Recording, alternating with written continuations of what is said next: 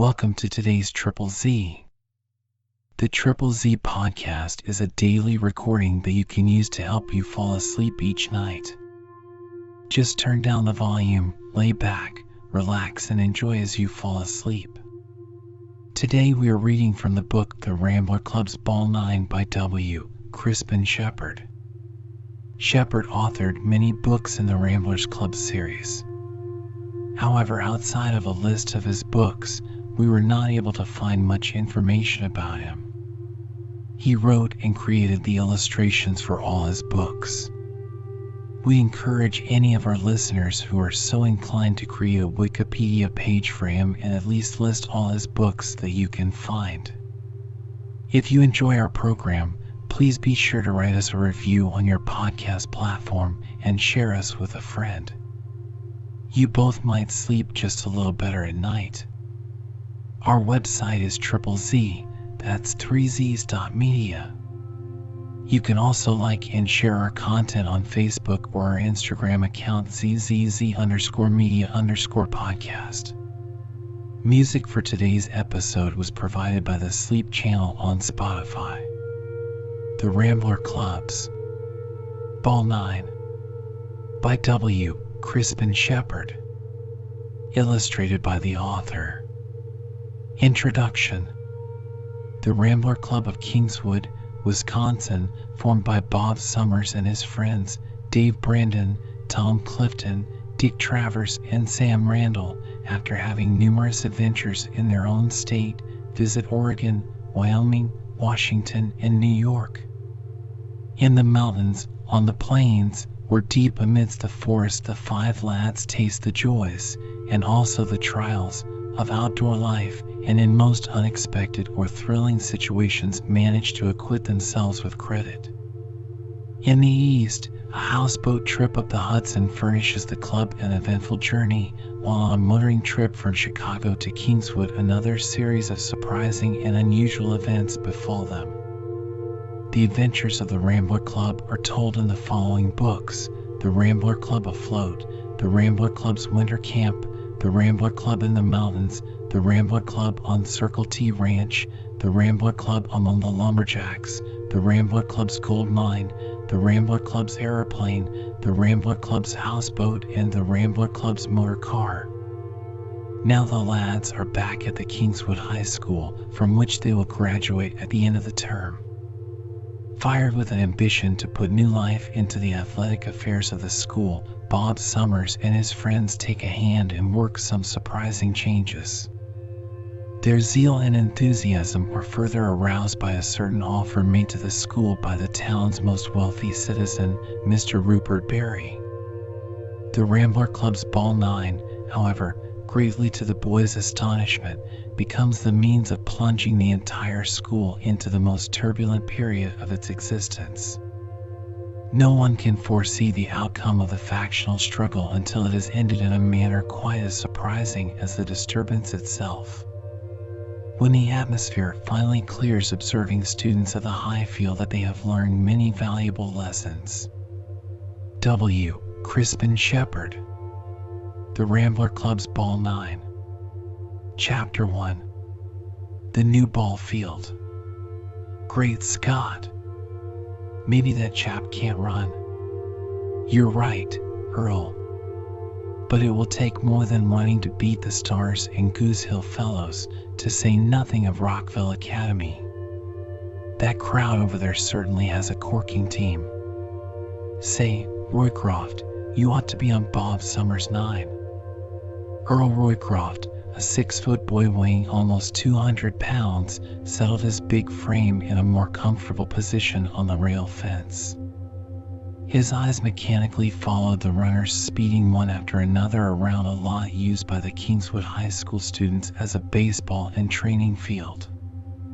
Why, it isn't Bob Summers' team, it's the school's, Nat, he protested, mildly.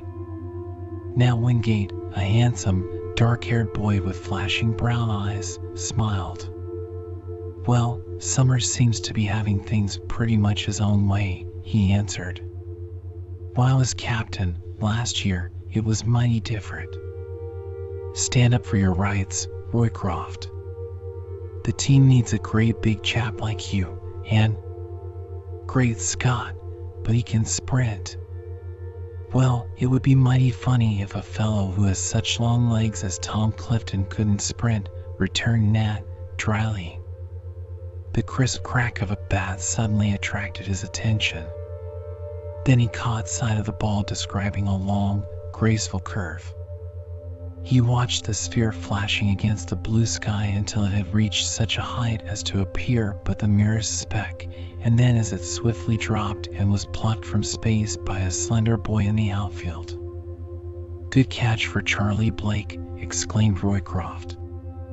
"And there was some class to the hit, too," commented Now. "I don't think any of the Rambler fellows swung the stick on that one.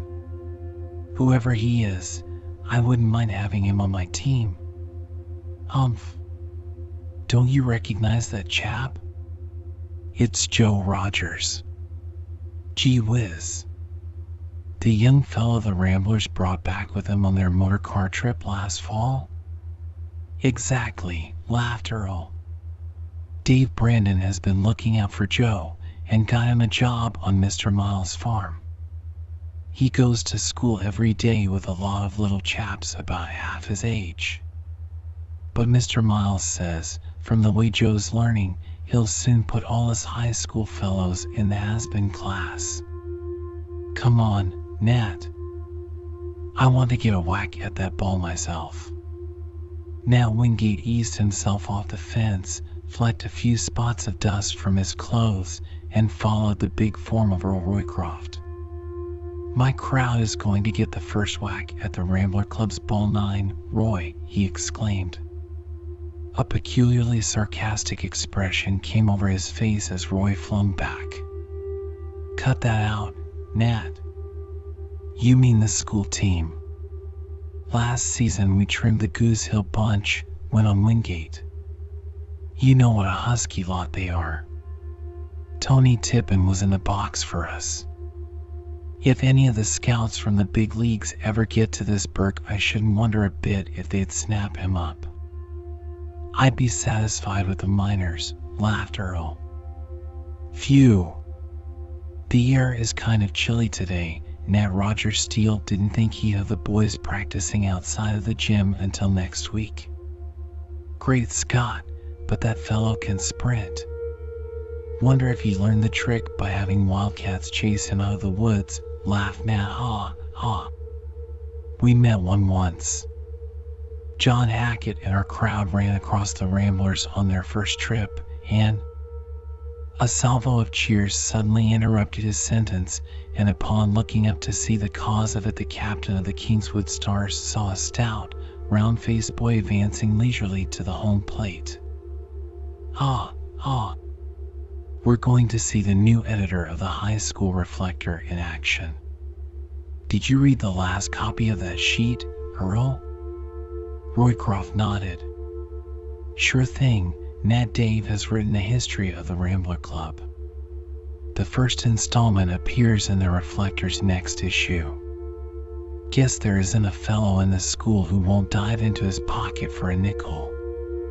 Hello, Spearman." A boy almost as tall as himself, but of a lighter build, stepped from among a crowd of noisy students and walked toward them. Harry Spearman had prominent aquiline features and a manner which suggested a nervous, high-strung disposition.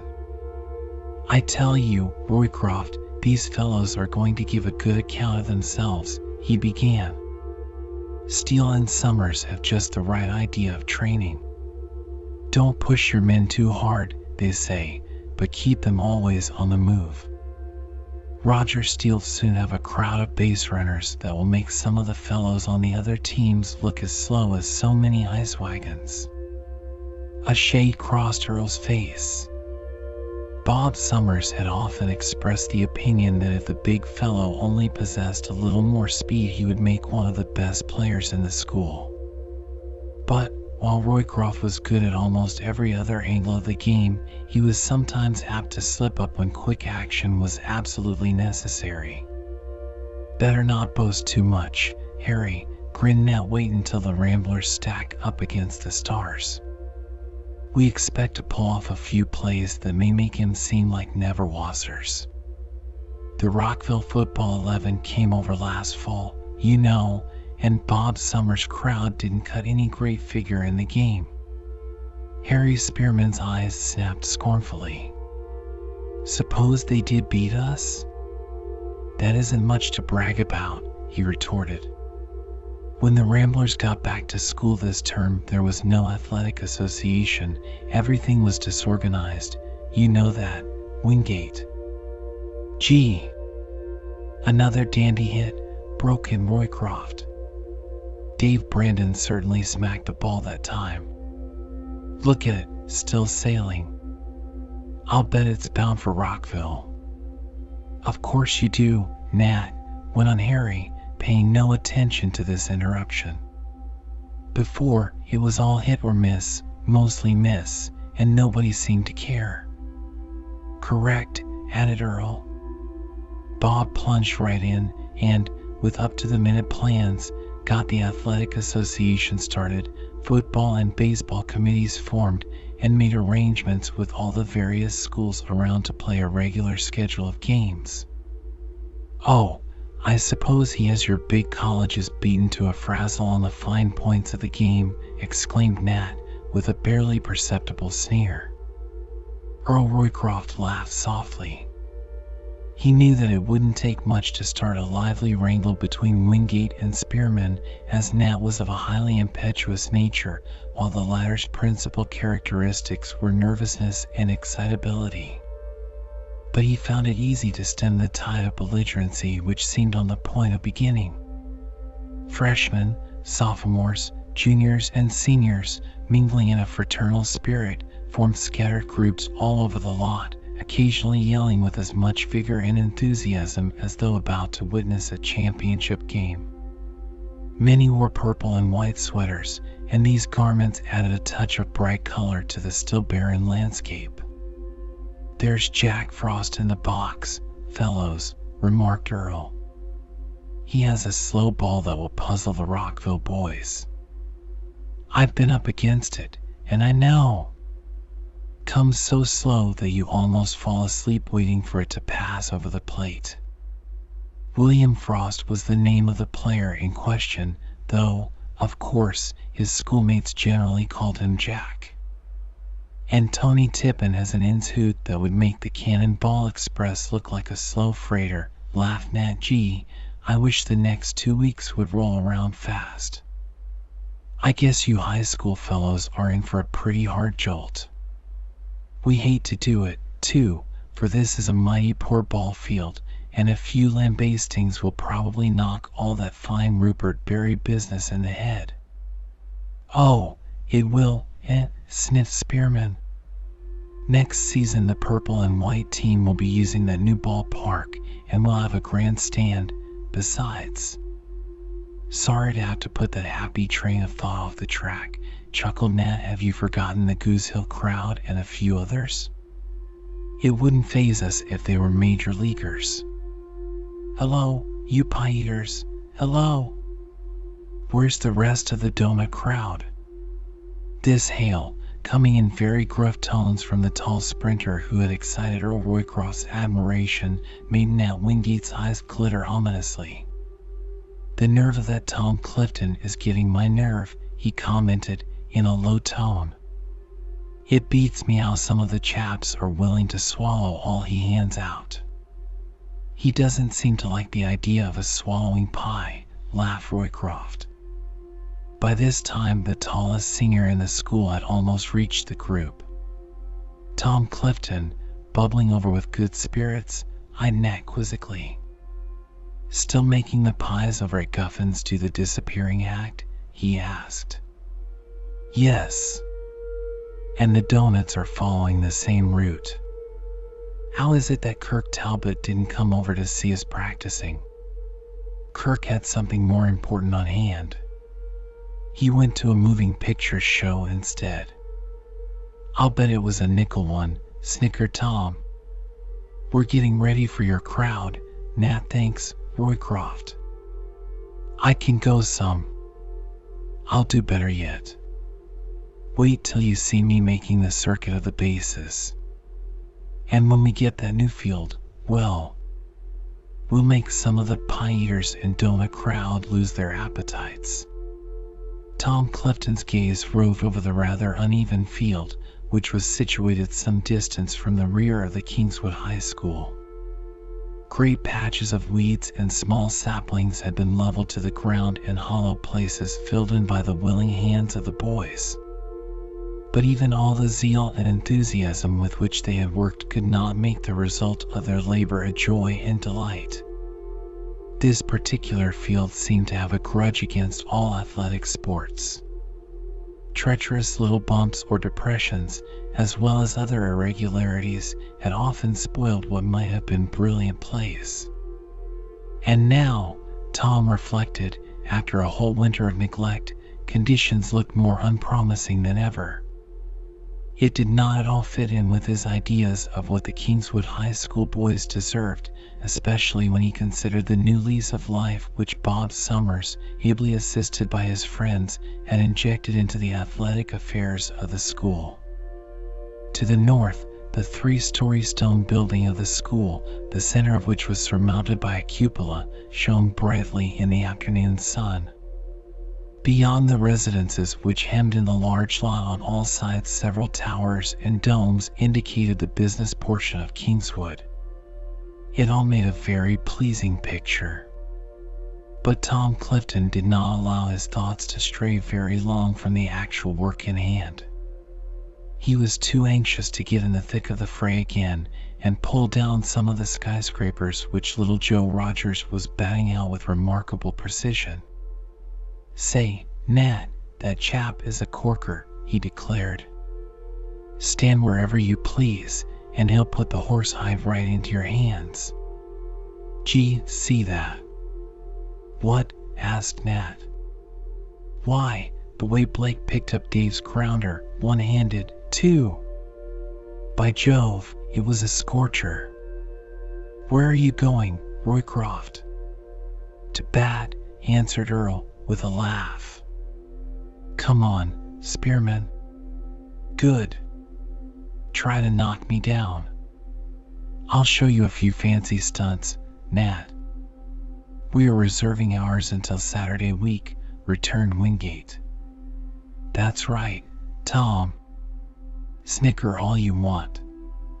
But it's the snickers which come after the game that count." Tom's reply was not audible, as there was too much noise. Some 100 schoolboys, whose vocal organs were in excellent condition, seemed to be desirous of learning just how much sound they could produce at a given moment. Bob Summers had pulled down one of Joe Rogers' drives after a long, hard run, and although the force of the impact had sent him rolling over and over on the ground, the sphere was safe in his hands. "Bully, bully," cried Tom, as the shouts subsided. "See you later, Nat." "Hold on, Tommy," said Wingate. A quizzical smile was playing about his lips. A restraining hand seized Tom Clifton's wrist. "Anything the matter with your optics today, son?" "Why?" queried Tom, in surprise. "Haven't they lighted on anything yet, eh?" "Yes, a whole lot of dandy plays." "That isn't what I mean." The earnest manner of his companion made Tom eagerly scan the field. He saw a dozen balls flying about in all directions, students in purple and white sweaters dashing from place to place, and Jack Frost engaged in sending in a variety of curves to Phil Brentall, the backstop. He also saw the ball being snapped from first to third and back again with great rapidity.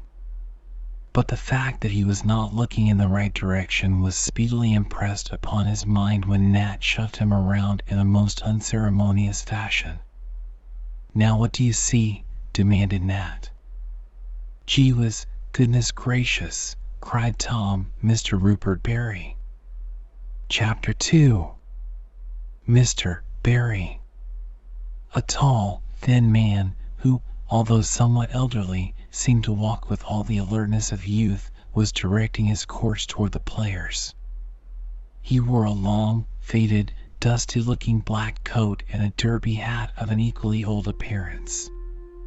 Mr. Rupert Barry, one of the best-known and wealthiest citizens of Kingswood, had retired from active business many years before and, with only a man and wife who acted as housekeepers, resided in a stately mansion which crowned the summit of a hill. Mr. Barry was not partial to visitors. Only a select few had entered his doors. Those who did spoke enthusiastically of a collection of bric-a-brac and paintings which his house contained. None of the present generation remembered having ever seen Mr. Barry in other than his old-fashioned coat and derby hat. It was a standing puzzle whether the coat and hat refused to be worn out, or whether, by some mysterious process, he was able, year in and year out, to procure garments of exactly the same color and texture. Mr. Barry seldom appeared without a dog to keep him company. And these animals, which had succeeded one another up to the present time, generally possessed but little beauty. On this occasion the dog which kept close to the elderly gentleman's heels was a large, shaggy creature of a yellowish hue, with a quarrelsome look in his eye. "Now it's time to get out in the field and pull off some of those pretty stunts," Tom advised Nat Wingate. "It may make him take down a few of those no trespassing signs on that lot of his." "That's right," laughed Tom. "It fairly bristles with them. Trespassers dealt with according to law, private property, no thoroughfare, keep out. Anyone found depositing ashes or refuse on this lot will be prosecuted." "Have I missed any, Nat?" "Just one," chuckled Wingate. "Over on the northeast corner, intruders will be promptly ejected. It's a wonder he hasn't a few Gatling guns planted around." "And just to think," mused Tom, "he's going to give that field to us." "Well, I like your cheek," blazed out Nat. "You must think you're the whole show." "Do you know what my idea is?" "Guess I will in a minute. Mr. Barry knows it's such a safe proposition that you fellows will get trimmed all around." "Oh, get out, you pie-eater," howled Tom. "Take a donut." "It looks like a cipher, meaning nothing for you." "We can eat up lots of things besides donuts," said Nat, sarcastically. "I'm going to trail Mr. Rupert Barry." "So am I." As they walked briskly toward the scene of action, the noise and the cracks of the bats seemed to be greater than ever. By this time Mr. Barry had almost reached the high board fence which served as a backstop and scoreboard. It was at once observed that Dave Brandon had stopped practicing and was coming forward to meet their visitor. Bob Summers, too, was walking in from the outfield. "By Jupiter, they're almost falling over themselves," jeered Nat. "I want to hear some of the soft stuff they hand out. Bet they'll have a tremolo in their voices." Nat Wingate had the ability to provoke a wrangle at almost any moment. A hot flush mounted to Tom's face. He was too eager, however, to learn the reason for Mr. Barry's descent upon the ball field to reply. In and out through the noisy groups he led the way, soon hearing above the medley of sound the harsh, rasping voice of Kingswood's eccentric citizen. "I never could understand why boys have to make such a confounded racket while they're playing ball," he jerked out, impatiently. "Good energy all gone to waste. Lie down, Canis." The yellow dog seemed to have taken a great dislike to the proceedings going on all about him, and was giving voice to this feeling by a series of savage snarls and barks. "Long-distance conversation for me," laughed Wingate. His ivories seemed to be in good working condition. "I'll bet he's as yellow inside as out," chuckled Tom. "One good kick, and any hope for your ball field would be gone forever. Don't stop for me, Summers." Mr. Barry was speaking. He waved a large, knotty cane peremptorily in the direction of the outfield. Get right back to your place. His stick struck sharply against the wooden fence. Here, you boys over there, quit that howling, quit it, I say. Get right back to your place. The students who had been applauding a difficult pickup by Charlie Blake obeyed his authoritative command. That's better. What's the use of howling like a pack of young pirates? If it ain't any use, it's lots of fun, mister. A stocky, freckle-faced boy, handling a very large bat, gave this answer. And sometimes it puts a whole lot of ginger into the crowd, he added. What's your name? Joe Rogers. Do you go to the high school? Keep quiet, Canis. Not yet, sir. Then why are you practicing on this field? 'Cause they let me. As bold as brass, murmured Mr. Barry in audible tones. Summers, I believe I requested you to keep right on with your playing. Mr. Barry looked at the captain of the 9 as sternly as though he were some culprit caught trespassing on his field. The afternoon sun played on an angular, smooth-shaven face and a pair of cold gray eyes. There was nothing in his expression to indicate any great sympathy with youth or their pastimes. But it was observable that, even as he spoke, his gaze was continually shifting from one group to another. This is the first day we have practiced outside of the gym, Mr. Barry, began Bob. You see, it was such a bully day. I must request that you eliminate such words as bully when addressing me, interrupted the visitor, stiffly. Would you like to have a little bat out and catch, Mr. Barry? Asked Nat Wingate in a very innocent tone. I know you of old, Wingate, returned the other, frigidly. You may direct your remarks elsewhere. What did you say, Brandon? That we seem to be rounding out in pretty good shape, Mr. Barry, and I didn't come over to hear any boasting. His figure rounded out in pretty poor shape years ago, so I'm told, put in a tall, aggressive-looking lad to whom Nat had just beckoned.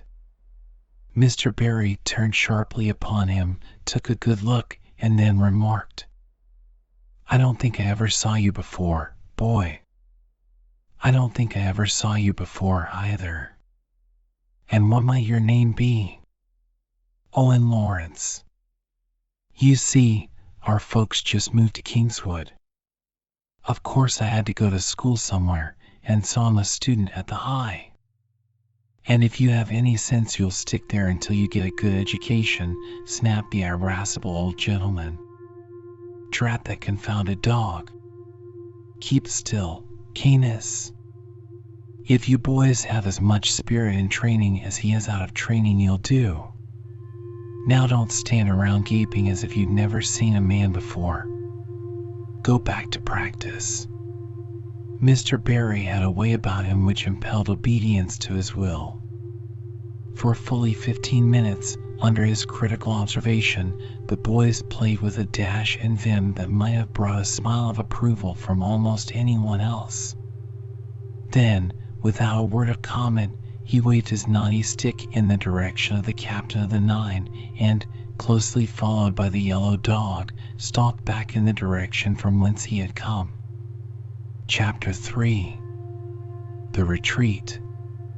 Not far from the high school, at the end of a long row of houses, stood an unpretentious 2-story frame building painted white. Big black letters almost covering the width of the house announced that therein was located Terry Guffin's student retreat. Terry had lived in the White House long enough to know generation after generation of schoolboys. His pies, donuts, and cakes were famous, so were his chops.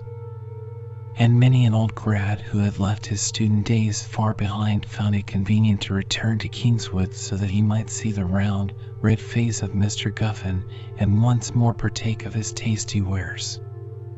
The interior of the student retreat was filled with interesting souvenirs of school life, photographs, sketches, bits of writing, each possessing a significance dear to the heart of Terry Guffin. There were rather curious paintings, too, on door panels or over mantelpieces, which showed ambition, if not high artistic ability. The largest and most important, painted on real canvas, with a gold frame around it, and hanging so conspicuously that all who entered must rest their gaze upon it, was signed David Brandon. The picture represented a wild stampede of cattle on the plains. Cowboys, terror-stricken animals, and clouds of dust were depicted in a spirit which had often aroused the enthusiasm of visitors to the retreat.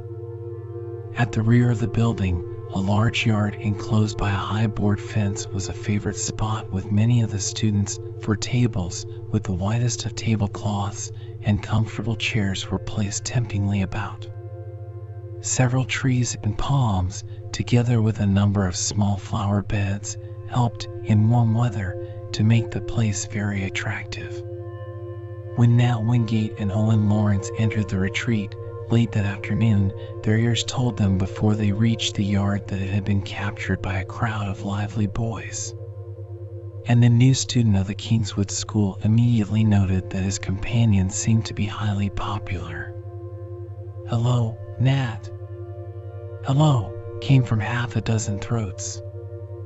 "Zip, boom, hooray for the captain of the Stars," called out a boy almost as tall as Tom Clifton. "Hello, Hackett." "Hello, Talbot," greeted Nat G. "There's Crackers, too." "Howdy, everybody." "Fellows, let me introduce Owen Lawrence." The latter was busy for a few moments exchanging salutations. Then he plumped himself down on a chair, which the smiling Terry Guffin pushed toward him. Mr. Guffin was pleased. The round, cherubic face under his chef's white cap plainly showed it. A new customer to the retreat generally meant a permanent customer so long as he remained a boy, and sometimes after. Owen was soon holding a rapid-fire talk with Kirk Talbot, John Hackett, Benny Wilkins, Ted Pollock, and a heavy-set, stoop-shouldered boy wearing spectacles, and who was invariably addressed as Crackers. "Crackers?" queried Owen at one of the infrequent pauses. The heavy-set boy flushed slightly. A ripple of mirth was communicated to various groups. "Ha, ha," grinned Nat, "he doesn't do it anymore." "Do what?" asked the new student. "Why, at one time he almost supported a cracker foundry," explained Nat, "never seemed to be separated from a large bag of them." "A continuous performance," supplemented Hackett. "And of course such an awful example had to be made an example of," chuckled Benny Wilkins. "Anywhere within a 5-mile zone his name is Crackers. When he gets beyond, some people call him Dan and others Brown. He's been down at Brown, too, haven't you, Brown?" "Some greenies may think so." "Well, it's a good thing talk like that doesn't mean a black eye for someone." "What were you saying, Nat?" "I'm trying to put Owen straight on who we are and what we are," answered Nat. "You see, John Hackett, Kirk Talbot, and myself left school at the end of last term and have already begun our struggle in life. So far, it's been something fierce, too," confided Hackett. "I'm working for my father, and the howl he raises when I want a day or two off would almost make you run out of the store. John's the meanest apology for a dry goods clerk that ever skimped on a yard of cloth," announced Benny Wilkins. Nat turned toward Lawrence. "Ted Pollock, an old chum of ours, is still making the professors at the school throw up their hands in despair. So are most of the other chaps around here." "I've seen Benny Wilkins at the school," said Owen. "We must whisper that he's seen too often everywhere. He totes around a notebook, must fill one every week. What did you put down today, Benny?" Wilkins slowly drew from his pocket the article in question and, opening it, read, 4:35 p.m., sized up the candidates for the ball team. No good. 4:40 p.m., Tom Clifton received notification to that effect. 4:41 p.m., Tom Clifton said so much in about 3 minutes that I left it all out. 4:50 p.m., looked at a book containing logarithms, but decided that Terry Guffins was better. There is hope for you yet, Benny, remarked Crackers, solemnly. Owen Lawrence paid but little attention to the boys outside of his immediate circle, for he quickly noticed that they were apparently but a chorus playing a very secondary part to the principal stars of the retreat. Say, fellows, who was that elderly gentleman who came over to the ball grounds this afternoon? He inquired, presently. Several started to answer at once, but Nat Wingate silenced them. Mr. Rupert Berry, he explained. They say he's the oldest graduate of the high school. Has a great lot of the stuff everybody's scrapping for, too, money. Awful queer old chap, confided Ted Pollock. What's all the talk about a new ball field that Tom Clifton is getting off every day? Asked Owen. I was just about to tell you, answered Nat. Hello, Terry, he raised his voice. Are you baking that pie? The white cap and smiling countenance of Mr. Guffin immediately appeared in the doorway. Just a moment, Nat, he answered, rubbing his hands together. Hurry it up, Terry. Well, Lawrence, Mr. Berry owns a large field about 3/4 of a mile from the school. And, last year, he sprang a sensation on the crowd which some of them haven't gotten over yet.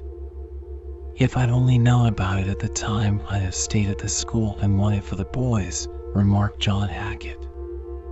You, scoffed Benny Wilkins. Before night comes I guess I'll know the particulars, laughed Owen. Everybody keep quiet until spoken to, commanded Nat. Mr. Berry ambled over to the school one day and saw Professor Hopkins. I'll tell him what happened, interrupted Ted Pollock. You weren't there, Nat. I can see the principal now. You can't, declared Benny Wilkins, unless you've eaten too much pie. He came into the assembly room with Mr. Berry. Boys, he said, in solemn tones, you all know our esteemed fellow townsman. He tells me that on several occasions some of you have attempted to play ball on his lot. Thought you were going to catch it, I suppose, grinned Owen. Certainly did. But the principal switched off on a line of talk that filled the fellows with so much astonishment that it's a wonder they could do any studying for the rest of the week. I know a few that didn't, came from Benny Wilkins. Nat silenced him with a gesture and went on to explain that the eccentric old gentleman who occupied the house on the hill did not go to the school to register a kick, but had actually offered to present them the field in a grandstand in case they should have a winning ball team the following year. When Bob Summers, Dave Brandon, and Tom Clifton returned from a trip to the east, they had started things moving with a vengeance. Assisted by Dick Travers and Sam Randall, 2 other members of the Rambler Club, they got the student body to vote on the proposition to form a regular athletic association. The boys, much impressed by the various exploits of the Rambler Club, responded with an enthusiasm that not only brought the project to a successful issue but placed in office all those who were champions of Bob Summers and his crowd. Sam Randall became president, Harry Spearman, vice president, Dick Travers, secretary, and Jack Carr, treasurer. And all the representatives from the various classes were hot rears for the Ramblers. Of course, many candidates for the ball team appeared, the most prominent being the big guard of the football 11, Earl Roycroft.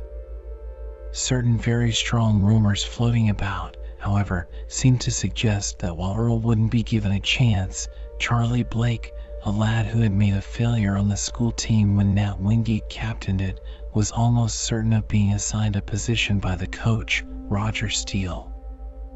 With so much at stake, some of the boys began to feel that the Ramblers were having altogether too much say in the matter. Tom Clifton's calm assumption that he would be a member of the Nine was particularly annoying to some of his schoolmates.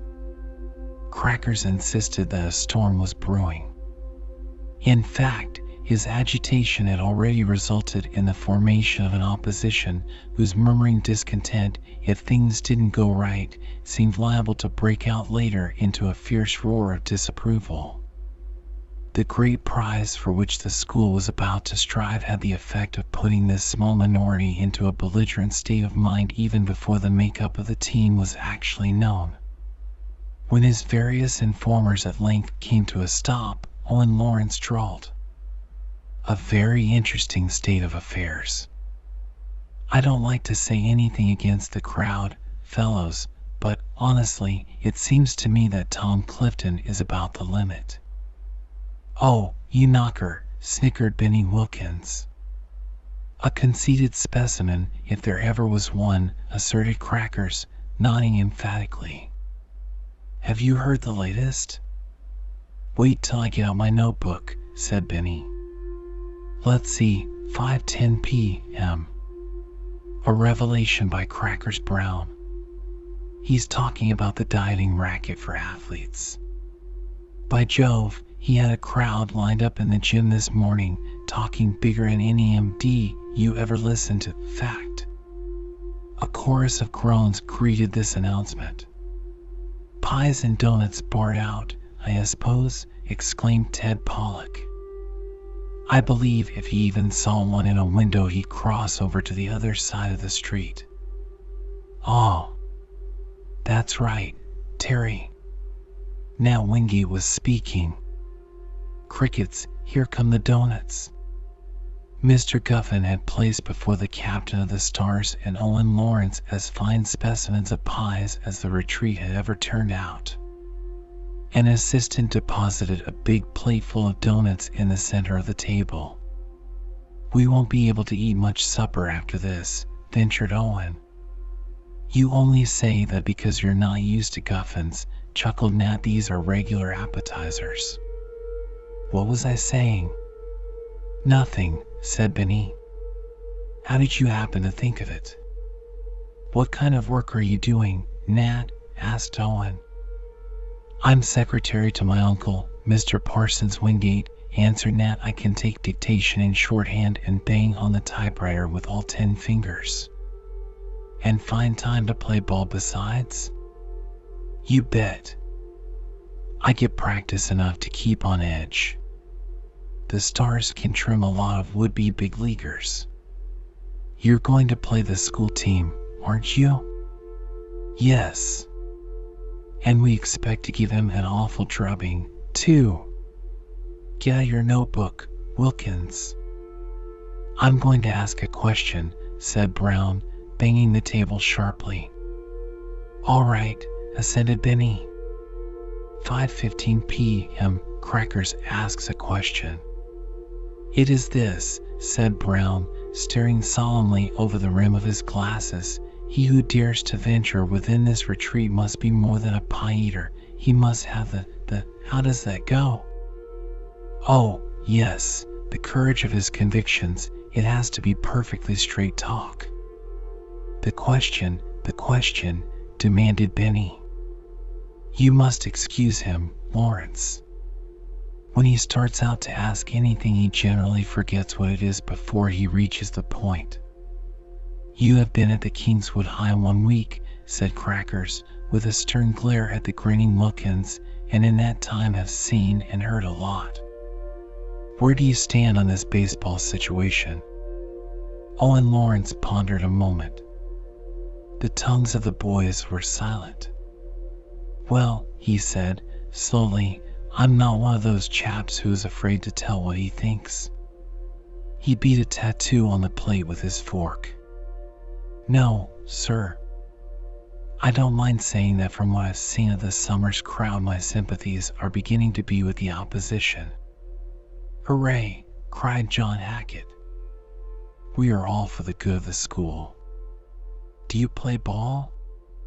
"Of course." I was on a scrub team for 2 years. He paused. Fellows, I'm going to try for the Kingswood team myself. Great, great, cried Benny, gleefully. I'll make an entry of that.